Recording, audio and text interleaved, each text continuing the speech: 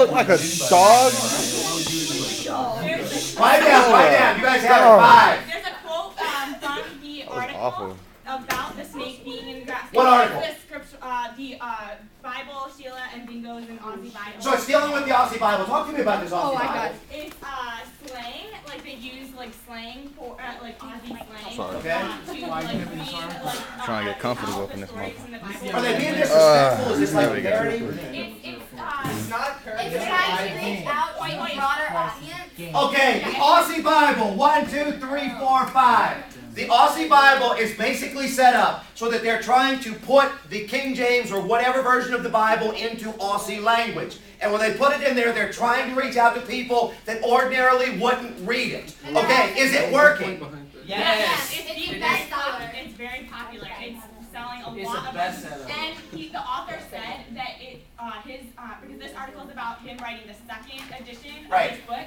He basically said he wrote the second edition because he was encouraged by all the people who said that the first edition had encouraged them to go and read. Became a bestseller. He's writing a second edition. What's the controversy? 5. The controversy that it's disrespectful to the original Bible and it's disrespectful to people's religion because it puts it into slang which could be easily misinterpreted. Which could be misinterpreted. Exactly.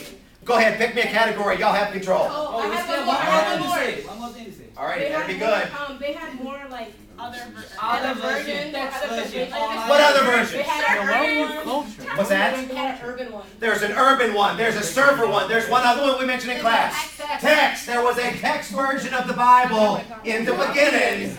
God created the heaven and the earth. Pick me a category. Go. Gotta move. Culture for 4 points, please. Culture for 4. Damn. All right, I need an artist. Yes, we got it. You're really good. You're all good. How is my hugs not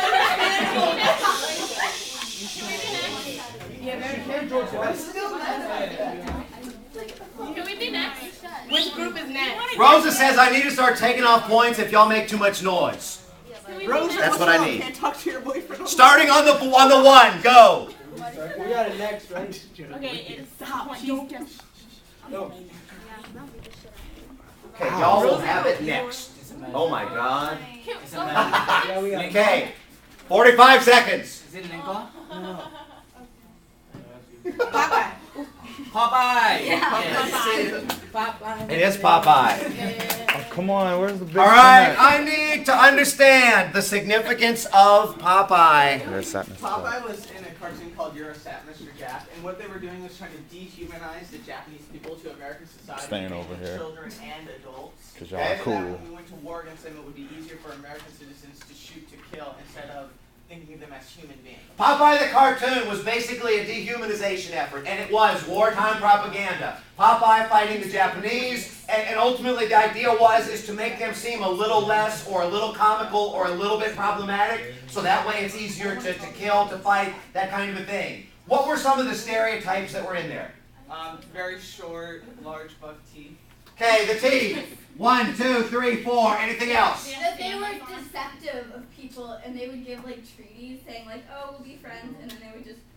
That's right. Val was so affected she said she wouldn't trust the Japanese ever again after watching that cartoon. So there was the deceptiveness. There were the high shoes. Go ahead. The surprise attack and the suicide stuff that they did, like the swallowing of the gasoline. They swallowed the gasoline and ate the firecrackers, and what's that known as? Kamikaze. Yeah, the kamikaze type thing. 1, 2, 3, 4. So was this all false? No, it wasn't. The danger in it was exactly there was some truth, so it wasn't all false. Because like there were kamikaze pilots, but it was just exploiting American fears during wartime and trying to pit us against the common enemy. Yeah, it absolutely was. Anything else? 5, 4, 3, 2, 1. Y'all have it next. Go. This also deals with political socialization. Go ahead. It's a cartoon, so little kids are going to be watching it and getting these ideas. And a lot of times this is where they, this is like the first thing that they see about the Japanese on the cartoon might be. Yeah, that's true. The first impressions are going to count a lot. 1, 2, 3, 4. So with this in mind, when you think about it, if this is what they saw, this is going to be the thing that they carry for an awful long time. Some people never overcame this fear, whether it's justified or irrational. Go ahead. You guys still have it. Anything else? 5, 4. There was an article. It also has to do with the article Japan revises history text. Go ahead. What about that? Okay, so basically. What was in the article? Yeah, go ahead. Japan, in their history text, they were talking about okay, well, basically they revised their history text to make it look better for them, so that when their children read the textbooks. The textbooks provided. What did they change? They excluded the information that the state Japan telling the civilians to kill themselves, so they didn't want to include that in the textbook. Okay, Japan told civilians to kill themselves. Well, Japan gave them something. We gave them 2 bombs. Okay, they gave them 2 grenades, and what did they say do? One to throw at the soldiers that were coming, and one to blow themselves up. 1, 2, 3, 4. Okay, according to World War II history in this regard, they gave the folks on the islands, as the United States was coming in to take them over, they gave them 2 grenades. And they said, 1, the Americans are going to kill you. The Americans are going to enslave you. They're going to rape your women. They're going to do all these bad things. So you take these 2 grenades. 1, you kill as many Americans as you can. 2, kill your family so you don't have to deal with this. What did the textbook say? The textbook, they didn't really say what happened. They just said that omitted things. What? Well, they made the Americans look like the enemies. Okay, true, but what else? 5, 4, Those are go ahead. 3, clock's ticking. Grandparents are lying. It basically means something that the grandparents are lying. Because the grandparents remember the stories like how they were, but they tell the children, but the textbooks are telling the children otherwise. The textbooks are almost making it sound like, you mentioned the United States was the enemy. It also made it sound like that these people did this voluntarily and different things. They weren't coerced into doing it. Okay, Blocky's group, go. You have more? 5. There's lots of other things that like China. Gotta go. The cartoon, the Japanese cartoon that's about to kill himself or whatever, he says, I save face or I lose face, which is basically what this is all about. Yeah, there is a cultural thing in that. I can go there. 1, 2, 3, 4. Anything else? 5, 4, 3, 2. Go ahead, Blocky's group. You're next. You're next. Be looking, see who sees. There was this lady who survived. Her name was Miyahira. Go ahead, Miyahira. Yes, and she basically talked about the fact that her brother and her relatives died in the bombing, and she survived it when she was captured by the Americans. They offered her food and stuff to eat, so she really opposed the textbooks coming into the, In a real specific manner, Blocky, I'm going to give you the benefit of the doubt on that one. Yeah, they basically are saying that the grandparents, and y'all kind of mentioned this, but the people that were alive during the invasion are totally refuting the textbooks. So there's a problem with this. Anything else? Yes, and they also said that the government was trying to crush the Okinawa's testimonies concerning what really happened. You never said it. Never mentioned Okinawa. That is true. Anything else? 5. You don't give me the point though. I got you. Anything else? 4. I said Okinawa testimony. 3. She said Okinawa testimony. I said that. She said that. Yes, I did. I said Every time he says And you said, It's on the video. It's on the video. We got like. It's on the video. Stop pointing at me.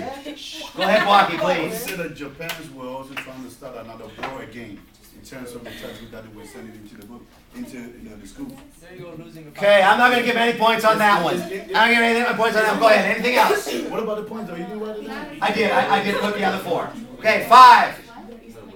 You don't want to? Okay, pick me a category. You gave me the last correct answer. Make me watch who's second and third. Help me out on that, okay? Okay, pick me a category. Go. Chapter 7 for 5 points. Chapter 7 for 5. Korematsu. That's the first hand I saw. That's the first hand I saw. This is actually, Wait. Are we gonna chance to answer the question? It is a list as much as you can. Y'all have it next. Go. He was a man. No. Dave, you got it first. Go. Korematsu. List as much as you can. Korematsu was a Japanese American man who What was his first name? Frederick. Fred Korematsu. 1, 2, 3, 4, 5. It's not Frederick, it's Fred. Go. He didn't want to join the military, but was not allowed to because he had a heart condition. Because he had a heart condition. 1, 2, 3, 4, 5. Tell me more. Because all the Japanese were being relocated to camps during World War II. Right. He did not want to move. Okay, what was his argument? Why did he think he didn't deserve to be moved? Go ahead, everybody agree. Because they said if he couldn't join the military, then he shouldn't have to move. He's not a threat. His argument was, if I'm healthy, if I can join the military on a security clearance and I've got this, then I should not be forced to move. Okay, so what ultimately happened in this?